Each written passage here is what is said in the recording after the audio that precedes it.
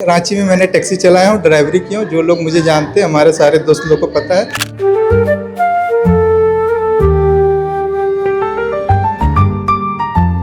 ये basic qualified हैं, लेकिन इनका ये कहना है कि ड्राइवर लोगों का फीलिंग तक ये जानते हैं, मतलब क्योंकि ये ड्राइवरी करके यहाँ तक पहुँचे हैं। तो आप एक तरफ से इंटर फेल माना जाए, 12th फेल करके फिर आप 12th फेल करके फिर आपको ये जेपी से निकाले। हाँ सर, फिर उसके बाद क्या किया? फिल्म वो एक 12th फेल आई, फिर वो IAS बन जाता है, वैसी टाइप का है कि 12th फेल है फिर। बिल्कुल सर, उसी टाइप से है। संघर्ष किसी को कैसे फर्श से अर्श तक पहुंचा देता है, उसकी एक उदाहरण है ये दादा जो है। इन्होंने अपने संघर्ष के जीवन में जब पढ़ रहे थे रांची में, तब ड्राइवरी भी की है और अपनी पढ़ाई भी पूरी की, और आज ये डिप्टी कलेक्टर बने हैं। जेपीसी जो हुआ अभी, जिसका रिजल्ट आया 11 से 13 में, उन्होंने खुद को स्थापित किया वहाँ, और आज उनको सम्मानित किया गया है कुशवाहा समाज की तरफ से, ये रखा गया है। आपका नाम हमको बताओ। सर, मेरा नाम सतीश कुमार है, मैं हजारीबाग का हूँ, और हजारीबाग में एक छोटा सा गांव है पद्मासरिया, वहाँ का रहने वाला हूँ।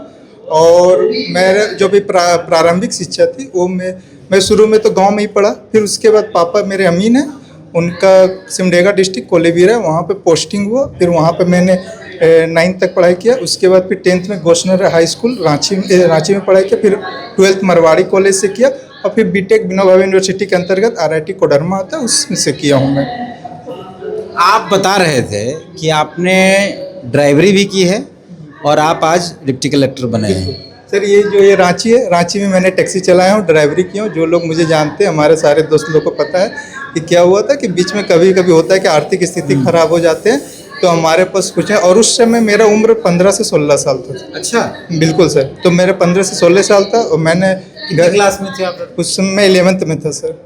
मतलब 11th में पढ़ाई लिखाई करने के लिए आपको ड्राइवरी करनी? नहीं सर, 11th में जब मैं था, उस समय मैंने टैक्सी चलाना शुरू किया, सीखा, क्योंकि घर की थोड़ी सी स्थिति खराब हो गई थी किसी कारणवश।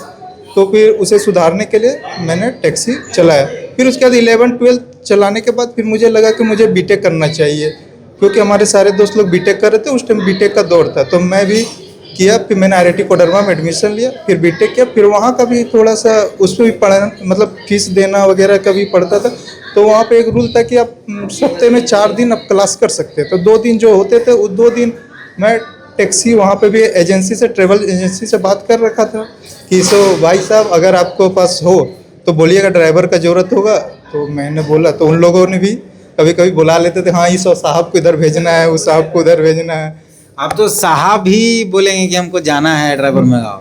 सर, अब तो मैं उन ड्राइवरों को भी मैं समझूंगा कि उन लोगों का क्या अस्तित्व, मतलब किस स्तर के रहते हैं। मतलब मैं जमीन स्तर से जुड़ा हुआ हूँ सर, मैं हर तरह का। ये बेसिक क्वालिफाइड हैं, लेकिन इनका ये कहना है कि ड्राइवर लोगों का फीलिंग तक ये जानते हैं, मतलब क्योंकि ये ड्राइवरी करके यहाँ तक पहुँचे हैं। तो जो लोग आर्थिक तंगी में पढ़ाई छोड़ देते हैं, जो लोग कहते हैं कि नहीं हमसे न हो पाएगा, उनके लिए क्या कहिए? सर, एक चीज़ मैं इतना जानता हूँ कि ऊपर वाले पे इतना भरोसा है कि अगर आपका एक रास्ता बंद कर रहा हो, तो अब थोड़ा और मेहनत कीजिए, आपको दूसरा रास्ता खुल जाएगा। आप थोड़ा सा एफर्ट लगाइए, आपको कभी भी आर्थिक तंगी नहीं होती है। वो हम पे डिपेंड करता है कि हम किस तरह से लेते हैं। सपोर्ट एट, अगर मैं ड्राइवर ही करता, अब मैं सबको ये शो कर देता कि मैं मुझे ड्राइवर ही बना दिया, मेरा हालत ख़राब है, तो फिर सर आगे नहीं बढ़ पाते ना। तो फिर हमारे दोस्तों को देख के उन लोगों ने भी मुझे मोटिवेट किया। मेरे 1-2 दोस्त बहुत करीब हैं, उन लोगों ने मुझे बहुत मोटिवेट किया कि आओ, यहाँ तक कि बोले कि कोई दिक्कत नहीं, कभी कभी मैं आर्थिक हेल्प भी वो कर देते थे उन लोग। तो मतलब कहीं ना कहीं भगवान मुझे मेरे एक दोस्त भेज दिए ना कि आर्थिक हेल्प करने के लिए। तो मैं मानता हूँ कि भगवान आपका हेल्प करते, बस आपको एफर्ट करना है सर, आपको कोई ना कोई भेज देगा। तो आप और एग्जाम्स निकाले या पहला ये जेपीसी था? नहीं सर, मैंने BPSC का भी निकाल, अभी जो JSSC का CGL का जो कोर्ट में पेंडिंग है, उसका मैं DB सेलेक्टेड हूँ। अच्छा। हाँ, वो अभी कोर्ट में पेंडिंग है, उसमें मैं भी सेलेक्ट हुआ हूँ। और फिर अभी BPSC का भी मैं मेंस दिया हूँ। UP PCS का पहले कोई नौकरी नहीं करता? नहीं सर, प्राइवेट जॉब करता था, हाइड्रोलिक फील्ड में सर्विस इंजीनियर था सर। उसके बाद प्राइवेट जॉब छोड़ के फिर मैंने UPSC का प्रिपरेशन में लगा। फिर UPSC का प्रिपरेशन करे तो वहाँ पे मेरा हुआ नहीं, तो फिर मैं JPSC। अब इसके बाद करेंगे UPSC की तैयारी? बिल्कुल करूँगा सर, जब तक है अटेम्प्ट तब तक करूँगा। तो आप बीटेक किए हैं, फिर सिविल सर्विस में आ गए हैं, इच्छा क्या थी जीवन में? सर, जीवन में तो जैसे जैसे आगे बढ़ते गए वैसे वैसे इच्छा बढ़ते गई। जैसे कि मैं जब ड्राइवरी करता था, मैं बताता हूँ, तो मेरा इच्छा था कि मैं 100 गाड़ी करूँ। अलग है। हाँ, गाड़ी कर दो और सारे लोगों का जितना ट्रेवल एजेंसी है वो उन लोग को मैं ही गाड़ी प्रोवाइड करूँ। मेरा बहुत बड़ा इच्छा था कि 100 गाड़ी का। फिर उसके बाद देखे सर कि ड्राइवरी में थोड़ा सा रिस्पेक्ट नहीं मिलता था मुझे, और मुझे थोड़ा अजीब, और फिर मेरे दोस्त लोग आगे निकल रहे थे और बड़े लोगों से मिलता था। आज मैं इस सभा में आया हूँ, लेकिन इससे पहले एक बार मैंने पाटलिपुत्र गया था, जो धनबाद में मेडिकल चयनित हुए थे उनका सभा चल रहा था। तो मुझे उस दिन लगा कि यार मैं भी होता, आज मेरा भी हो जाता सम्मानित, और मैं ड्राइवर बन के गया आज तो था। सम्मानित कर दिया बिल्कुल गया। Sir, thank you sir. ये मेरा उसी टाइम अच्छा, जब आपका रिजल्ट आया, आपने रिजल्ट देखा, तो पहले किसको बताया? आपका पहला रिएक्शन क्या था? जिसको आप बताए उसका रिएक्शन क्या? सर पहली बात कि सर मैं इतना बार फेल हो चुका था, इंटरव्यू तक पहुंच गए, तो मैंने सबसे पहले पापा को बताया। तो पापा को शुरू में लगा कि पता हाँ बन गया लड़का, कुछ बना क्यों। तो फिर उनको, फिर उसके बाद फिर वो भैया को बताएं, भैया और भाभी को, तो उन लोग समझे बात को। फिर भैया भाभी बताए कि नहीं आपका बेटा वो बन गया। फिर मम्मी को पता चला, फिर से पूरा हल्ला हो गया। पापा मम्मी आए? नहीं सर, पापा मम्मी थोड़ा एज है तो उन लोग इस सब में नहीं आते प्रोग्राम में। मतलब पापा को पता ही नहीं चला क्या बना, बन गया। और फिर जब फिर भैया समझाए उनको, फिर उनको हाँ सर क्या हुआ ना, एक्चुअल में 3 बजे सुबह में रिजल्ट आया। 3 बजे जब पापा को बताया तो उनको लगा कि लगता है नौकरी लग गया, समझे। तो फिर भैया को फोन किए, भाभी को फोन किए, उन लोग को फिर बताया। पिताजी के लिए नॉर्मल था, ठीक है नौकरी लग गया सर हाँ, उन लोग सरकारी नौकरी हो गया। सबसे बड़ी बात है ना सर कि हमारे परिवार को सभी को भरोसा था मुझ पर, क्योंकि मैं हर बार एग्जाम निकाल क्रैक कर लेता था, लेकिन दुर्भाग्यवश इंटरव्यू तक पहुंचता था, उसका मेरिट लिस्ट में नाम नहीं आता था। तो उन लोगों को भरोसा था सर कि पूरा परिवार को कि ये लड़का कर लेगा, क्योंकि अपने दम पे आया है इतना दूर तक। हमारे घर में शुरू में हमारे कोई भी मतलब ना राजनीतिक रूप से ना ही इस तरह का अधिकारी रूप में किसी की नहीं, मैं ही सोच को बढ़ाया और आगे निकला हूँ सर। अब तो जब आप अधिकारी, बड़े अधिकारी बन गए, तो बहुत सारी घटनाएं या बहुत सारा कुछ रहेगा जिसको याद रखा जा सकता है। जब आप गाड़ी चला रहे थे या जब स्ट्रगल कर रहे थे, जब टैक्सी चला रहे थे, तब ऐसी कोई घटना है जो आपको जीवन भर याद रहेगा, इसका जिक्र कर सकते हैं? बिल्कुल सर। क्या हुआ था कि एक बार जब मैं गाड़ी चला रहा था, तो गाड़ी लगाए हुए थे, तो रजरप्पा जाने वाले थे मेरे भैया लोग, सभी लोग परिवार लोग पूजा करने के लिए।